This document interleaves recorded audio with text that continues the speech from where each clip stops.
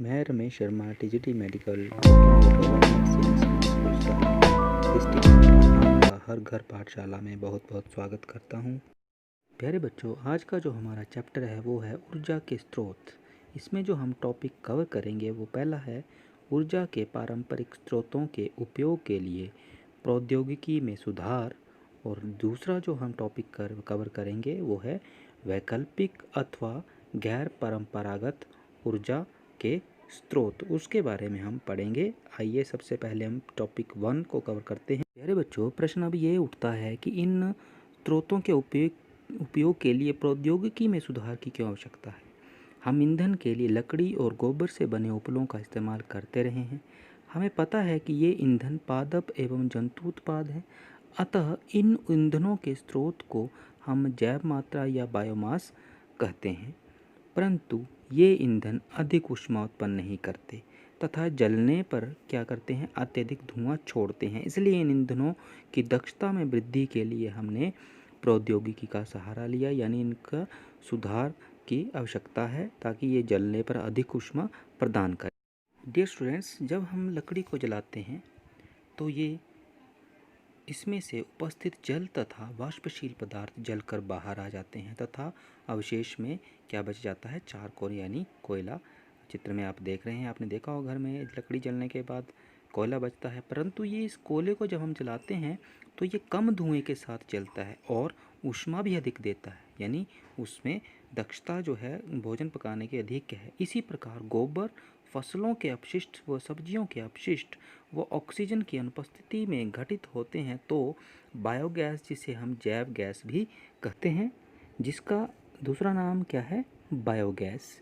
चूँकि इसमें उपयोग होने वाला आरंभिक पदार्थ क्या है, गोबर है, इसलिए इसका प्रचलित नाम क्या है, गोबर गैस है। हम इसलिए इसको हम क्या कहते हैं, गोबर गैस। आइए उसके विषय में हम आगे पढ़ते हैं। जो इस संयंत्र में ईंटों से बनी गुंबद जैसी संरचना होती है, देख रहे हैं आप चित्र में। जैव गैस बनाने के लिए मिश्रण टंकी में गोबर तथा जल का एक गाढ़ा घोल आप देख पा रहे हैं चित्र में, जिसे हम कर्दम या स्लरी कहते हैं, मिलाया जाता है, जहाँ से इसे संपाचित्र डाइजेस्टर में डाल देते हैं। पाइप में आप देख रहे हैं संपाचित्र जो है चारों ओर से बंद एक कक्ष होता है जिसमें ऑक्सीजन नहीं होती। अवायवीय सूक्ष्म जीव जिन्हें जीवित रहने के लिए ऑक्सीजन की आवश्यकता नहीं होती, यानी एनारोबिक रेस्पिरेशन हमने पढ़ा है, गोबर की स्लरी के जटिल यौगिकों का अपघटन कर देते हैं, यानी उसको तोड़ देते हैं, और अपघटन प्रक्रम होने तथा इसके फलस्वरूप मीथेन, कार्बन डाइऑक्साइड, हाइड्रोजन तथा हाइड्रोजन सल्फाइड जैसी गैसें उत्पन्न होती हैं। चित्र में आप देख रहे हैं गैस को संपाचित्र के ऊपर बनी गैस टंकी में संचित कर दिया जाता है। देख रहे हैं आप चित्र में गैस जो है टंकी में जा रही है। जैव गैस को गैस टंकी से उपयोग के लिए पाइपों द्वारा बाहर निकाल दिया जाता है। जैव गैस एक उत्तम ईंधन है, यानी इसकी दक्षता बहुत ही उच्च कोटि की है, क्योंकि इसमें 75% तक मीथेन गैस होती है। यह धुआं उत्पन्न किए बिना जलती है। लकड़ी, चारकोल तथा कोयले के विपरीत जैव गैस के जलने के पश्चात राख जैसा भी कोई अपशिष्ट नहीं बचता। इसकी तापन क्षमता भी उच्च होती है, जिससे खाना जल्दी बनता है। जैव गैस का उपयोग प्रकाश के स्रोत के लिए भी किया जाता है। जैव गैस संयंत्र में शेष बची स्लरी, चित्र में आप देख रहे हैं, खाद के रूप में इसका उपयोग होता है। इस स्लरी में नाइट्रोजन तथा फास्फोरस प्रचुर मात्रा में होते हैं, अतः यह एक उत्तम खाद के रूप में प्रयोग की जाती है। बच्चों, इस प्रकार जैव अपशिष्टों व वाहित मल के उपयोग द्वारा जैव गैस निर्मित करने से हमारे कई उद्देश्यों की पूर्ति हो जाती है।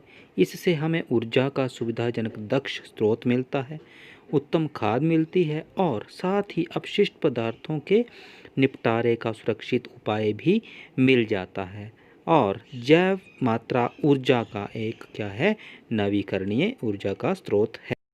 प्यारे बच्चों, अगला जो हमारा विषय है वो है पवन ऊर्जा। आइए पढ़ते हैं पवन ऊर्जा के बारे में। जो पवनों के चलने के कारण पवन चक्की के पंखे घूमते हैं, जैसे कि आप चित्र में देख पा रहे हैं। पवन चक्की की घूर्णी गति का उपयोग विद्युत उत्पन्न करने के लिए होता है। ये विद्युत जनित्र के टरबाइन को घुमाने के लिए किया जाता है। चित्र में आप देख रहे हैं जनित्र की यांत्रिक ऊर्जा जो है वो किसमें परिवर्तित होती है? विद्युत ऊर्जा में आप देख रहे हैं, यानी ऊर्जा एक रूप से दूसरे रूप में रूपांतरित होती है और ये विद्युत जो है ट्रांसफार्मर से होते हुए ग्रिड को भेजी जाती है और जहाँ से विद्युत जो है घरों तक पहुँचाई जाती है। जो पवन ऊर्जा के लाभ के बारे में बात करें तो पवन ऊर्जा एक नवीकरणीय ऊर्जा का स्रोत है, हमें पता है। नंबर 2 है विद्युत उत्पादन के लिए इस पर बार बार धन खर्च करने की आवश्यकता नहीं है।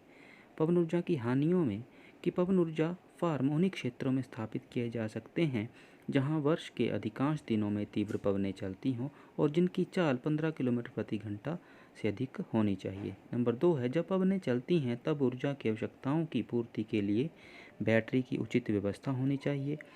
नंबर 3 ऊर्जा फार्म स्थापित करने के लिए विशाल भूखंड की आवश्यकता होती है। नंबर 4 पवन चक्कियों का रखरखाव भी बहुत उच्च स्तर का है, यानी काफ़ी खर्चीला है। ये पवन चक्कियों की हानियाँ हैं। प्यारे बच्चों, अगला जो हमारा टॉपिक है वो है वैकल्पिक अथवा गैर परंपरागत ऊर्जा के स्रोत। आइए पढ़ते हैं।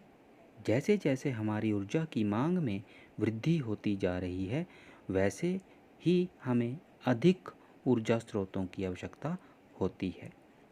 अतः हमें ऊर्जा के क्षेत्र में नए ऊर्जा के स्रोतों की खोज करनी चाहिए, यानी उनके विकल्प ढूंढने की बहुत ज़रूरत है। डीजल, पेट्रोलियम, कोयला ये ख़त्म हो सकते हैं, इनकी जो विकल्प हैं उनको ढूंढने की आवश्यकता है। उसी में ही हम बात करते हैं सौर ऊर्जा की। तो सौर ऊर्जा हमें पता है सूर्य से ऊर्जा प्राप्त होती है। सूर्य सौर ऊर्जा का प्रमुख स्रोत है। सौर ऊर्जा का केवल आधा भाग ही पृथ्वी पर पहुंचता है, बाकी वायुमंडल में गुजरते समय अवशोषित हो जाता है। प्रश्न अब ये उठता है कि पृथ्वी पर प्रकाश सूर्य का कैसे पहुंचता है? अरे बच्चों, सूर्य का प्रकाश पृथ्वी पर किरणों के माध्यम से पहुंचता है। आप देख रहे हैं सीधी किरणें जो है वो पृथ्वी पर पहुंचती हैं। सूर्य का प्रकाश पृथ्वी के वायुमंडल पर लंबवत खुले क्षेत्र के प्रति एकांक क्षेत्रफल पर प्रति सेकंड में पहुंचने वाली सौर ऊर्जा को सौर स्थिरांक यानी सोलर कांस्टेंट, जिसका सन्निकट मान है 1.4 किलो जूल पर सेकंड पर मीटर स्क्वायर। प्यारे बच्चों, बात करते हैं कि सौर ऊर्जा के उपयोग क्या हैं। सौर ऊर्जा ऊष्मीय ऊर्जा के रूप में उपयोग की जा सकती है, प्रकाशीय ऊर्जा के रूप में प्रयोग की जा सकती है और नंबर 3 है विद्युत ऊर्जा के रूप में हम इसका इस्तेमाल कर सकते हैं। आइए कुछ एक उदाहरण पढ़ते हैं। सौर कुकर ये एक ऊष्मीय ऊर्जा का उदाहरण है। सौर कुकर इस सिद्धांत पर कार्य करता है, परावर्तक पृष्ठ सफ़ेद पृष्ठ की तुलना में काला पृष्ठ अधिक ऊष्मा अवशोषित करता है। जैसे हम बोलते हैं कि गर्मियों में हमें सफ़ेद कपड़े पहनने चाहिए, क्योंकि काले रंग या गहरे रंग के कपड़े क्या करते हैं, हमें उसमें ज़्यादा गर्मी लगती है। तो काला रंग जो है वो ज़्यादा ऊष्मा को अवशोषित करता है, यानी ब्लैक बॉडी एब्जॉर्बर। आप इसको हायर क्लासेस में पढ़ेंगे। काला रंग जो है वो ज़्यादा ऊष्मा को अवशोषित करता है, इसीलिए परावर्तक पृष्ठ सोलर कुकर का काले रंग का बनाया होता है। बच्चों, सौर कुकरों में सूर्य की किरणों को फोकस करने के लिए दर्पणों का उपयोग किया जाता है। चित्र में आप देख रहे हैं, जिससे सौर कुकरों का ताप और उच्च हो जाता है, यानी बढ़ जाता है। सौर कुकरों में कांच की शीट का ढक्कन होता है, जिससे अंदर की ऊष्मा बाहर नहीं आ पाती, बिल्कुल पौधा घर प्रभाव की तरह, यानी ग्रीन हाउस इफेक्ट में हमें पता है कि अंदर की ऊष्मा जो है वो ट्रैप हो जाती है, वहीं रुक जाती है और वो बाहर नहीं जा पाती, जिससे अंदर का जो तापमान है वो क्या हो जाता है, बढ़ जाता है, उच्च हो जाता है। इसी सिद्धांत पर भी सोलर कुकर कार्य करता है। बच्चों, सौर ऊर्जा का उपयोग हम सिर्फ दिन के समय ही कर सकते हैं। सौर ऊर्जा की इस कमी को दूर करने के लिए सौर सेलों का उपयोग किया जाता है, जिसके द्वारा हम रात के समय भी सौर ऊर्जा का उपयोग कर सकते हैं। आइए अब हम पढ़ते हैं सौर सेल के बारे में। प्यारे बच्चों, सौर सेल सौर ऊर्जा को विद्युत ऊर्जा में परिवर्तित करते हैं। जब ये सौर सेल अधिक संख्या में संयोजित यानी जोड़ दिए जाते हैं तो ये व्यवस्था क्या कहलाती है? सौर पैनल कहलाती है। चित्र में आप देख रहे हैं ये बहुत सारे सेलों को इकट्ठा जोड़ के क्या बनाया है? सौर पैनल। प्यारे बच्चों, अब सौर सेलों के उपयोग के बारे में पढ़ते हैं। सौर सेल सुदूर क्षेत्रों के लिए बहुत उपयोगी होते हैं जहां केबल यानी तार बिछाना बहुत खर्चीला होता है। सौर सेलों का उपयोग बहुत से वैज्ञानिक तथा प्रौद्योगिकी प्रयोगों के लिए किया जाता है। मानव निर्मित उपग्रहों में ऊर्जा के प्रमुख स्रोत के रूप में उपयोग किया जाता है। प्यारे बच्चों, सौर सेल रेडियो संचार तंत्रों, टीवी रिले केंद्रों में इसका उपयोग किया जाता है। सौर पैनल छतों पर स्थापित किए जाते हैं ताकि इन पर अधिक से अधिक ऊर्जा आपातित हो। अत्यधिक महंगा होने के कारण सौर सेलों का घरेलू उपयोग अभी तक सीमित है। बच्चों, आज की इस वीडियो को ज़्यादा से ज़्यादा देखें और समझें। Thank you.